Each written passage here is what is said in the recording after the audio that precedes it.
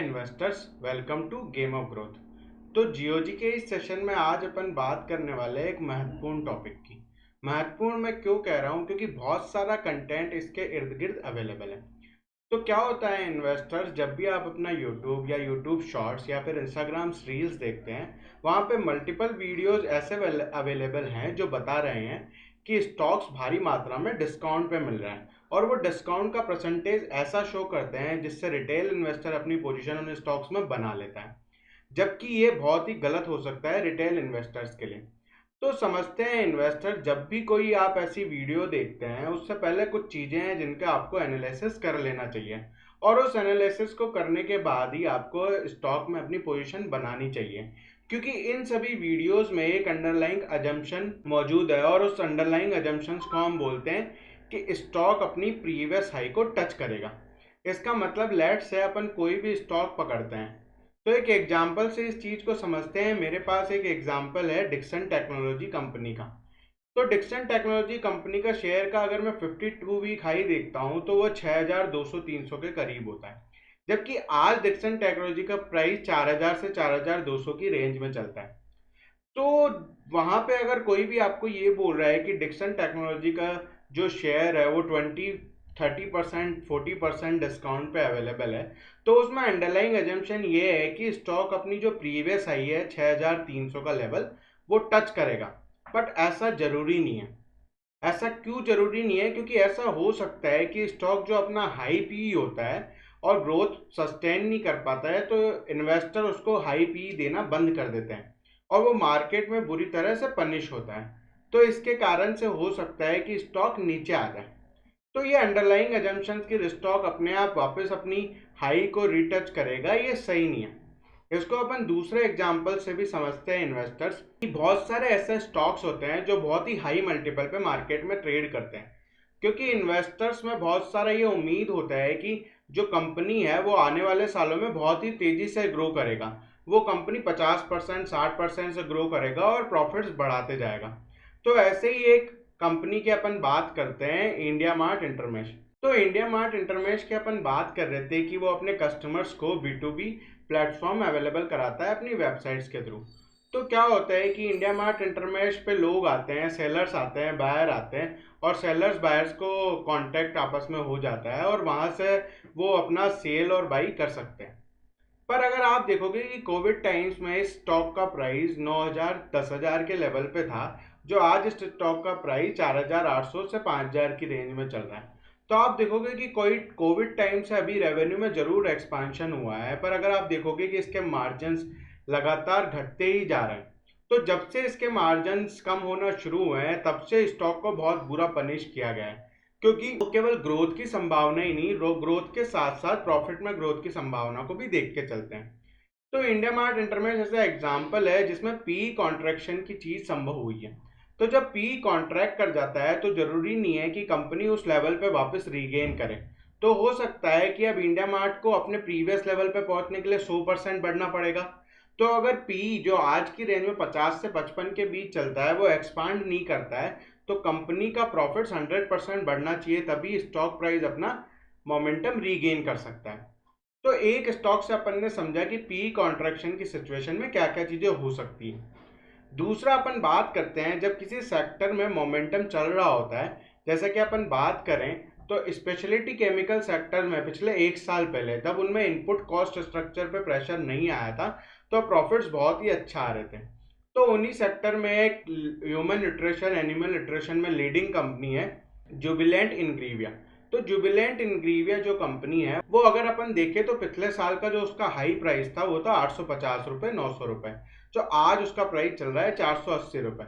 तो 850 से सीधा प्राइस 400 रुपये हो गया। तो क्या हो रहा है कि स्पेशलिटी केमिकल शेयर्स में इनपुट कॉस्ट स्ट्रक्चर पे दबाव होने के कारण शेयर प्राइस बहुत ही गिरा है, क्योंकि इनके प्रॉफिटेबिलिटी में लगातार कमी आती जा रही है। पर अगर मोमेंटम प्ले में कोई इन्वेस्टर, रिटेल इन्वेस्टर वहाँ 800-900 रुपये के भाव में फंस जाता है, और आज अगर उसको कोई बोलता है कि वो डिस्काउंट पे अवेलेबल उसको और ऐड करना चाहिए, तो हो सकता है इन्वेस्टर को बहुत लंबा पीरियड इसमें वेट करना पड़े और स्टॉक अपना पुराना प्राइस जल्दी गेन नहीं कर पाए।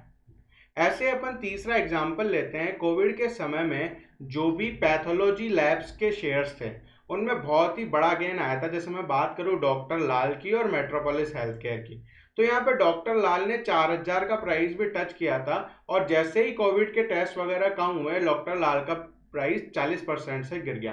तो अगर आज कोई भी मेरे को आके बोलता है कि स्टॉक 40% पे डिस्काउंट पे अवेलेबल है, उसे खरीद लेना चाहिए, तो मैं उस पर रिलाई करके स्टॉक में पोजीशन नहीं बनाऊंगा, क्योंकि ये मेरे लिए रिस्की हो सकता है मेरे को 4-5 साल वो भाव नहीं दिखे।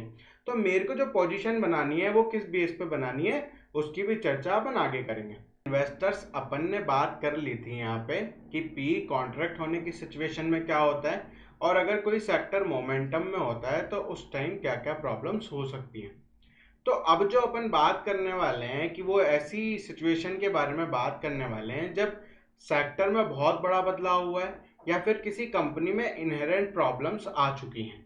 तो उसके बाद भी शुरू शुरू में क्या होता है कि प्राइस बुरी तरह से नहीं गिरता है, और जब प्राइस 20 से 30% गिरता है तो लोगों को वो डिस्काउंट पे अवेलेबिलिटी दिखती है, क्योंकि उनको फोर्सिएबल फ्यूचर और किसी से मतलब नहीं होता। उनको मतलब होता है कि स्टॉक का प्रीवियस हाई क्या था, और वो हाई तो वो लगाएगा ही लगाएगा।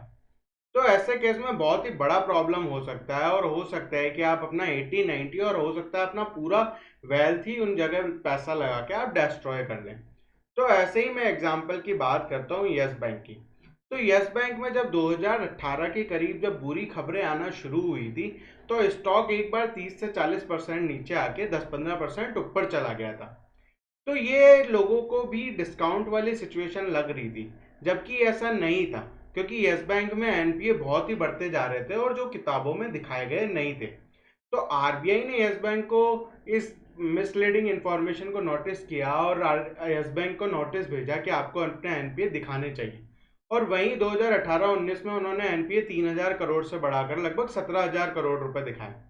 तो ऐसी यस बैंक जैसी इनहेरेंट वीकनेस के सिचुएशन में अगर आप 120, 200 और 400 के प्राइस पे अपनी पोजीशन बनाते हैं, तो आज स्टॉक 12 से 13 रुपए में मिलता है, जो कि बहुत ही बड़ा रिस्क हो सकता है एक रिटेल इन्वेस्टर के लिए। वहीं दूसरी ओर अपन जब देखते हैं कि जब जियो ने टेलीकॉम सेक्टर में अपनी एंट्री ली थी, तो उसके बाद जो अदर टेलीकॉम कंपनीज है भारतीय एयरटेल को छोड़ के, उनके सब्सक्राइबर्स और रेवेन्यू यूजर्स जो थे उनमें बहुत बड़ा कमी आता जा रहा था। तो ऐसे बहुत बड़े कमी में वो अपने कस्टमर्स लूज करते जा रहे थे, और इससे उन कंपनीज को बड़ा लॉस होना पड़ रहा था। तो ऐसे ही एक कंपनी आता है वोडाफोन आइडिया, जिसका ईयरली लॉस अगर अपन देखते हैं तो 28,000 करोड़ है, और लास्ट क्वार्टर का अपन देखते हैं तो लगभग 7,500 करोड़ है। तो फिर भी लोग वोडाफोन आइडिया में इस उम्मीद से कि वो बहुत बढ़ेगा इन्वेस्ट करते जा रहे हैं, और हाई लेवल से भी इन्वेस्ट करते हुए आ रहे हैं। जबकि अगर आप देखोगे तो स्टॉक पिछले 5 साल में 60 रुपए से 9-10 रुपए के आसपास अभी ट्रेड करता है। तो ऐसे स्टॉक्स में पोजीशन बनाने से अच्छा है कि आप एक ऐसी कंपनी देखें जो बहुत ही अच्छी तरह से ग्रो कर रही हो, जिसका फोर्सिएबल फ्यूचर बहुत अच्छा हो, और आप उसके बारे में अच्छे से रिसर्च करें और उसके बाद ही उनमें इन्वेस्ट करेंगे तो आपको फायदा रहेगा। तो ऐसे ही अगर तीसरी सिचुएशन की अपन बात करते हैं, तो तीसरी सिचुएशन यहाँ पे इंडस्ट्री डाउनटर्न की हो सकती है। तो अगर आप 2018 से 2022 का जो सीवी व्हीकल्स होते हैं, कमर्शियल व्हीकल्स, उनका अगर आप मार्केट देखोगे तो उनके मार्केट में गेन ज़्यादा हुआ नहीं है, और यहाँ पे बहुत ही सारे प्लेयर जो नामी प्लेयर्स हैं वो भी घुस गए हैं। तो क्या है, ऐसे में जो ऑटो सेक्टर्स में है भारी गिरावट आई थी। तो अगर आप देखोगे जब इंडस्ट्री डाउन टर्न में होता है तो शेयर प्राइस में बहुत बड़ा गेन नहीं होता। तो अगर आप आइशर मोटर, अशोक लेलैंड इनकी बात करोगे तो इनका जो रेवेन्यू है पिछले 5 सालों में वो बहुत ज़्यादा घड़ा बढ़ा नहीं है, और प्रॉफिट में भी बहुत ज़्यादा बदलाव हुआ नहीं है। तो ऐसे केस में अगर अपन अशोक लेलैंड की स्टॉक प्राइस की बात करें तो वो अपनी लगभग अपने 5 साल की प्राइस के आसपास ही है, क्योंकि 5 साल पहले उसका प्राइस लगभग 150 रुपये था, और अभी उसका प्राइस हाल ही के कुछ दिनों में बढ़ने से 165-163 रुपये हुआ। तो अपन देखते हैं कि जब पूरा इंडस्ट्री डाउन टर्न में होता है तो ऐसे समय में भी अगर स्टॉक्स के डिस्काउंट को देख के, क्योंकि उस समय भी बहुत सारे ऐसे चैनल्स थे जो बता रहे थे कि अशोक लेलैंड, आइशर मोटर ये बहुत भारी डिस्काउंट पे अवेलेबल है, जबकि उनको 4 साल लगा अपनी प्राइस रीगेन करने में। तो एक लंबा अरसा हो गया जहां पे इन्वेस्टर्स ने अपने इन्वेस्ट किए हुए मनी पे कुछ भी नहीं कमाया। तो ऐसी पॉसिबिलिटीज हो सकती है, तो हमें कभी भी ये डिस्काउंट्स को देख के इन्वेस्ट नहीं करना है। तो इन्वेस्टर्स अब बात आती है कि हमको इन्वेस्ट करना किस बेसिस पे है। तो मैं 2-3 एग्जांपल लेके आपको समझाता हूँ कि अगर ऐसी सिचुएशन हो और स्टॉक डिस्काउंट पे अवेलेबल हो तो आप उसमें अच्छी पोजीशन बना सकते हैं और वो शॉर्ट टर्म में ही आपको अच्छे रिटर्न्स दे सकता है। जैसे मैं बात करूँ तो अभी कुछ समय पहले 1 साल लगभग हो गया, एशियन पेंट्स जो कंपनी है उसका मैनेजमेंट के बारे में मार्केट में बहुत ही विश्वास है। उस कंपनी पे विसल ब्लोअर ने एक एलिगेशंस लगाया था कि कंपनी की जो रिलेटेड पार्टी ट्रांजेक्शन है वो मिसलीडिंग है। फिर कंपनी ने इसके बारे में अपडेट दिया कि उसके सारे related party transaction arm length price पे किए गए हैं और with in the rules and regulations है, और कंपनी का ट्रैक रिकॉर्ड रहा है अपने जो फाइनेंशियल्स हैं वो अच्छे से सपोर्ट करने में। तो क्या हुआ है, जो इन्वेस्टर्स उस समय जो इन्वेस्टर्स होते हैं जो सेंटिमेंट बेस्ड ट्रेडिंग करते हैं, तो कंपनी का प्राइस उस समय 3480 रुपये से 2900 रुपये तक आ जाता है। तो कुछ ही समय में भाव इतना डाउन हो जाता है जहां पे आपको 15 से 20% का डिस्काउंट मिलता है। तो ऐसे केस में आप अपनी पोजीशन बना सकते हो क्योंकि इतने बड़े समय से कंपनी काम कर रही है और कंपनी में कोई भी मैनेजमेंट को लेकर एलिगेशंस नहीं लगा है और कंपनी की अकाउंटिंग भी बहुत ही अच्छी रही है। तो दूसरे एग्जाम्पल में समझते हैं कि अगर केवल शॉर्ट टर्म हेडविंड्स के कारण कोई कंपनी का स्टॉक प्राइस नीचे आता है। तो मैं बात करूं तो जब सप्लाई चेन रिलेटेड इश्यू चल रहे थे और जब ये फार्म लोज आए थे, तो जो फार्म लोज रिलेटेड कंपनीज है जैसे सीसीएल प्रोडक्ट्स हो गया, कोरोमंडल इंटरनेशनल हो गया, इनका सप्लाई चेन डिसरप्ट हुआ था। तो उस वजह से अगर आप 1 साल 1.5 साल पहले इनका देखोगे तो स्टॉक प्राइस नीचे आ रहा था क्योंकि इनके प्रॉफिट्स में कमी हो रही थी। पर वो केवल शॉर्ट टर्म हेडविंड्स के कारण था। उसके बाद जैसे ही ये सप्लाई चेन्स सही हुआ, इनके प्रॉफिट्स में कंटिन्यूस बढ़ोतरी होने लग गई। तो अगर आप देखोगे तो सीसीएल का प्राइस उस समय 250 260 से 216 हो गया था और आज जो प्राइस कंपनी का चल रहा है वो 480 500 चल रहा है। और सीसीएल बहुत ही अच्छी कंपनी है, ये 80 टाइप्स की कॉफ़ीज इंडिया में बनाती है और ये वर्ल्ड लेवल पे भी 10% मार्केट शेयर रखता है। तो अगर किसी स्ट्रॉन्ग कंपनी में शॉर्ट टर्म हेडविंड्स आते हैं और उससे स्टॉक प्राइस नीचे जाता है तो वैसे स्टॉक्स में आप पोजीशंस बना सकते हैं। तो क्या करना है, अगर कोई अच्छा कंपनी है और इंडेक्स गिरा नहीं है फिर भी वो गिर जाता है, पर वो शॉर्ट टर्म हेडविंड्स है और कोई रीज़न नहीं है, और आप पूरा रिसर्च करने के बाद ये कंक्लूड करते हो कि कंपनी में बाइंग पोजीशन नहीं चाहिए, तो आप बाइंग पोजीशन बना सकते हो। पर पी कॉन्ट्रैक्ट की सिचुएशन में, इनहेरेंट वीकनेस की सिचुएशन में, इंडस्ट्री डाउनटर्न की सिचुएशंस में आपको कभी भी प्राइस के डिस्काउंट्स को देखना नहीं है, जबकि प्राइस का डिस्काउंट इग्नोर ही करना है। तो इन्वेस्टर्स, आज के वीडियो का मोटो हमें ये बताना था कि ये जो भी डिस्काउंट्स वाले मल्टीपल वीडियोस मार्केट में हैं उन पे डायरेक्ट रिलाई नहीं करना है, अपना रिसर्च लगा के ही इन्वेस्टमेंट करना है जिससे कि आपको फ़ायदा हो सके। तो इन्वेस्टर्स, अगर आपको हमारा काम पसंद आ रहा है तो आप लाइक कर सकते हैं, चैनल को सब्सक्राइब कर सकते हैं और अपने फ्रेंड्स और फैमिली के साथ शेयर भी कर सकते हैं। तो इन्वेस्टर्स, मिलते हैं नेक्स्ट वीडियो में।